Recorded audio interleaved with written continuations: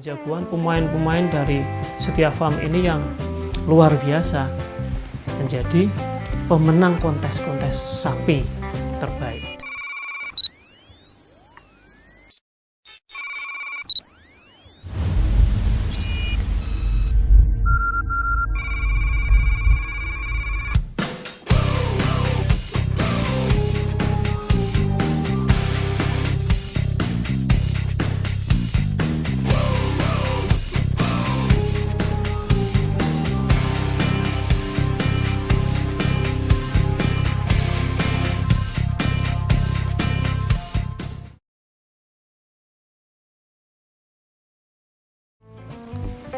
Ya, sedikit saya ceritakan ya.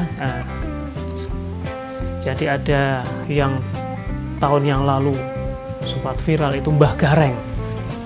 Mbah Gareng itu, wah itu sapi PO, sapi Jawa, tapi bobotnya bisa 1 ton lebih.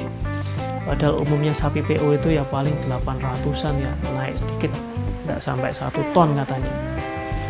Bahkan ini katanya sempat di email ya dari luar negeri, Mas Hirmawan ini, bahwa Mbah Gareng itu sapi terbesar se-Asia untuk kelas PO. Ya terahnya dari atasnya mungkin memang ada cross macam-macam ya. Itu lebih teknis ke peternakan. Mas Hirmawan yang bisa menjelaskan itu. Yaitu pemain Mbah Gareng. Ada katanya sapi berikutnya itu jagoannya namanya Mas Raymond. Ini sudah almarhum ini Mas Raymond ini. Bisa dilihat untuk klarifikasinya yang disampaikan Mas Hirmawan di channel beliau ya. Ada Mas Raymond, kemudian dan pemain yang terhebat ini yang kemarin dibeli oleh Irfan Hakim, AA. AA Irfan Hakim ini membeli sapi bernama Grandong atau Mas Grandong. Ya, ternyata Mas Grandong ini yang memperebutkan itu cukup banyak. Ketika awal Irfan Hakim datang ke setiap farm, ketemu Grandong itu sudah kaget. Wah, ini tinggi, besar, hitam. Siapa ini? Wah, ini namanya Grandong. Ini sudah terjual belum? Sudah. Nah, awalnya sudah terjual, tapi ternyata yang membeli tidak jadi. Akhirnya memang sudah berjodoh dengan Mas Irfan Hakim, karena Atta Halilintar juga sempat menawar katanya, sempat menawar itu Mas Grandong. Bahkan sudah dibawa Irfan Hakim ke mana, daerah Jawa Barat ya, tempat tinggalnya atau di Sumedang itu, sempat masih mau dibeli sama Atta. Wah, ternyata Grandong ada sama kamu katanya, tapi Irfan Hakim nggak boleh. Ya, ceritanya agak ngelantur ya. Ya, karena memang ini cukup viral ya, cukup viral, banyak yang membicarakan. Tapi saya mengambil dari sisi bagaimana membentuk mindset menjadi seorang wirausahawan atau entrepreneur yang sukses. Ya. Oke, itu tentang beberapa jagoan kontes ya milik Mas Hirmawan. Yang memang dari itu masih banyak ya, ada Paing, ada Seno, ada Herseto, ada Bromo, cukup banyak. Saya cukup senang mengikuti channel beliau, kemudian podcast beliau itu memang cukup asik. Karena memang kita perlulah untuk melirik bidang-bidang yang sifatnya natural, alami seperti itu. Tidak melulu hanya kita melihat teknologi digital, tapi kita perlu ke alam bebas, menikmati ya peternakan, perikanan, kemudian pertanian. Saya dulu ingin sekali ya di bidang pertanian, tapi ternyata saya harus menjadi seorang guru BK ya, harus saya syukuri. Tapi ini saya cukup senang mengikuti bidang peternakan ini, dan semoga bisa menginspirasi Anda yang nantinya juga punya minat ke bidang peternakan. Ya, jadi tadi harus tangguh, kemudian ya harus tekun. Yang ketiga ya, tekun dan ulet itu kunci itu. kalau tidak ditekuni sebuah bidang tersebut, tidak ulet dalam bidang tersebut, ya pasti akan kalah dengan yang lain. Kemudian yang keempat adalah ketika Anda membangun sebuah usaha, harus punya diferensiasi atau pembeda, faktor pembeda. Mungkin di sini tadi yang saya ceritakan itu salah satu unsur pembeda yang membedakan antara farm milik Mas Hirmawan dengan mungkin peternakan yang lain. Di sini benar-benar ada ikatan batin yang dibentuk, ikatan rasa yang dibentuk antara seorang peternak dan hewan ternaknya. Sampai di situ ada karakter-karakter yang dimunculkan, ya. Seperti tadi nama-nama itu kan, itu berarti telah membentuk sebuah karakter yang itu semua ternyata unik. Anak-anak kecil yang biasa disebut Mas Hirmawan itu para bocil, itu ternyata pengagumnya Raymond terutama itu banyak sekali. Sampai anak kecil itu seneng dengan karakter sapi yang katanya ganteng, sapi kok ganteng. Ya, kalau sama saya masih mungkin ganteng saya dikit ya. Tapi kalau dilihat dari ternak ya tentu saja ganteng ternak ya. Kalau dilihat dari sisi ternak ya ganteng ya sapinya. Ya. Jadi ini yang unik, ini yang dibangun dari sebuah usaha milik Mas Hirmawan, membentuk sebuah karakter-karakter, menciptakan sebuah karakter-karakter ibaratnya superhero.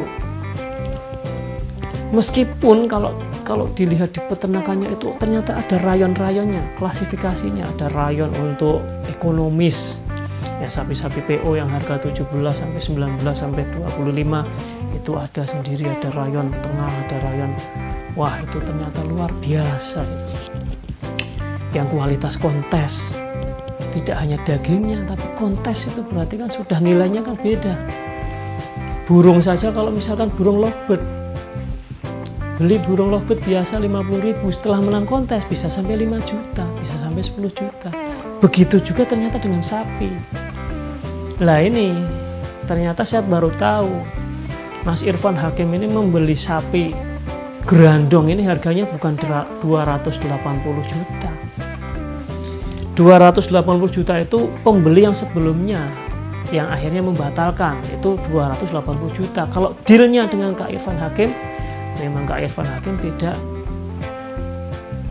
men-share, tidak membagikan berapa nominalnya, karena beliau hanya ingin bagaimana memberi contoh, bagaimana mungkin menanamkan keikhlasan agar tidak ya terkesan mungkin pamer ya, tidak terkesan harganya sekian ratus apa 300 atau berapa, itu enggak. Sule aja dalam podcastnya itu tanya itu enggak diberitahu ya. Jadi luar biasa, sapi satu ekor bisa sampai 280 juta, itu harga bukan real Irfan Hakim yang beli ya, harga sebelumnya itu segitu. Nah, sapi umumnya berapa? Ya kalau mahal-mahalnya mungkin ya 80 juta ya, yang itu sampai 1 ton. Tapi kalau Mbah Gareng itu 150 juta, Mbah Gareng. Nah ini inspirasi untuk sebuah usaha, juga di sini termasuk inspirasi religi. Tapi nanti akan saya ceritakan dalam session yang berbeda, yang inspirasi religi dari sisi Kak Irfan Hakimnya. Nanti suatu saat saya akan membuat video lagi untuk sisi inspirasi religi, ya, mengorbankan sekian ya, 280 juta bahkan mungkin lebih itu Kak Irfan Hakim itu disembelih ya. Nah, disembelih, dikorbankan. Dan ternyata itu memang luar biasa pengorbanannya. Ya, kita cukup mengacungi jempol, ini seorang artis yang ternama yang memberi contoh untuk kita semua. Kembali ke Mas Hirmawan dari Setia Farm ya. Saya sangat salut, ini beliau ini juga orang yang sangat rendah hati, tidak menyombongkan diri, bahasa-bahasanya juga bagus. Beliau memberikan inspirasi, menuturkan ilmu yang banyak untuk para peternak juga. Dan yang perlu digarisbawahi lagi, ini mungkin ada yang nantinya jadi sarjana atau mungkin kuliah di bidang peternakan ya. Di tempatnya Mas Hermawan ini juga dibangun juga. Ada yang dari Cirebon, ada yang dari Malang, ada yang dari luar Jawa ya. Itu makan di situ. Saya sempat mendengarkan di podcastnya Mas Hermawan dengan apa itu namanya ya, channelnya itu Ini Tani, boleh dibuka ya. Itu Mas Hermawan sempat mengatakan dengan penuh kerendah hatian, saya itu sekolahnya tidak pinter mbak, saya itu sekolahnya biasa-biasa saja, tapi saya punya tekad, aku sing pinter sing tak openi. Nah di sini berarti ada nilai, ada value, bahwa misalkan kita tidak pinter secara akademik, tapi kita punya mental, punya mindset untuk menjadi seorang entrepreneur, itu melihat orang yang pintar-pintar atau teman yang pintar-pintar itu aset untuk saya. Kamu sekolah pintar, kamu kuliah pintar, nanti akan saya jadikan mungkin staf ahli di tempat saya. Mungkin ada yang mungkin seperti itu di tempatnya Mas Hermawan, ada dokter hewannya ya. Berarti kan itu kan dokter hewan. Di situ jadi mitra. Jadi di sini perlu kita lihat lebih detail bahwa ternyata semangatnya Mas Hermawan membangun sebuah peternakan ini tidak hanya untuk mencari keuntungan finansial saja. Di situ juga untuk mensejahterakan para karyawan. Namanya apa sih itu? Keluarga kandang. Keluarga kandang atau apa ya? Keluarga kandang istilahnya Mas Hermawan itu ingin disejahterakan sesama ya, sekitar. Kemudian para akademisi, ternyata ada yang universitas A, B, C itu kadang pesen ternak tempatnya Mas Hermawan. Ada kemitraan di situ. Padahal dia sendiri masih kuliah, belum sarjana, belum lulus ya, baru lulusan SMA yang sekarang sedang kuliah di keperawatan. Tapi wah, ternyata omsetnya sudah 3M. Luar biasa itu. Pernah rugi sampai 120 juta, tapi sekarang omsetnya sudah mencapai 3M. Itu kan luar biasa sekali itu. Jadi tadi sudah saya urut ya, dari sejak awal merintisnya, awal kegagalannya sebagai peternak udang, kemudian sebagai istilahnya apa itu? Ya, calo ya, atau broker ya, perantara ya, dengan Pak Haji yang di Jawa Barat, akhirnya membangun sebuah bisnis yang luar biasa besar sekarang yang ada di belakang rumah makan ibunya ya. Dan saat ini cukup menginspirasi banyak orang, termasuk saya di sini sebagai guru bimbingan konseling. Menyampaikan ini sebuah adalah untuk menjadi motivasi bagi kalian semua, karena mungkin ada di antara sobat BK milenial yang punya minat untuk beternak, punya minat untuk masuk di S1 peternakan ya. Jadi untuk menguatkan minat Anda, untuk lebih agar minat itu semakin menggelora, kemudian Anda benar-benar mau terjun di situ. Karena saya juga punya teman SMA satu kelas, itu dia ambil peternakan. Saat itu saya nggak habis pikir kenapa dia ambil peternakan. Ternyata dia S1 lulus dari Undip, kemudian S2, tapi dia nggak mau jadi dosen. Dia diminta jadi dosen di Jawa Timur, Universitas Negeri Jember, itu nggak mau. Aku baik, katanya saya lebih memilih menjadi peternak. Ngingoni wedhus kalau dia ternaknya kambing perah.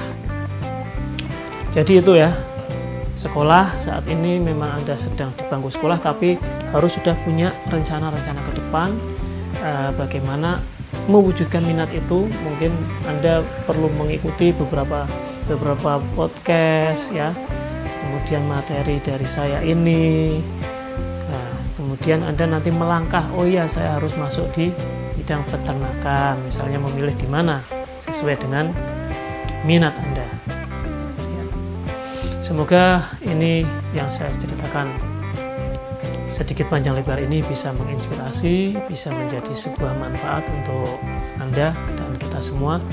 Semoga semuanya menjadi orang-orang yang sukses dalam berkarir di masa depan, yang minat di bidang peternakan. Ya, semoga Anda sukses menjadi peternak yang sukses ya. Mengingat memang di negeri kita ini masih butuh peternak-peternak yang masih muda, yang masih semangat, yang masih energik untuk mengembangkan peternakan sehingga kita menjadi negara yang bisa kuat di bidang peternakan ya, di bidang pangan khususnya ternak. Jadi tidak harus impor sapinya ya, sapi kita sendiri yang kita kelola sendiri, kita besarkan sendiri, kita jual sendiri, kita konsumsi sendiri untuk negeri kita sendiri. Ya, terima kasih atas perhatiannya dan mohon maaf atas segala kekurangan, salah-salah kata. Semua pihak saya mohon maaf yang sebesar-besarnya dalam video ini. Demikian yang dapat saya sampaikan. Terima kasih. Salam PK Peduli Siswa. Semoga semua sukses. Assalamualaikum warahmatullahi wabarakatuh.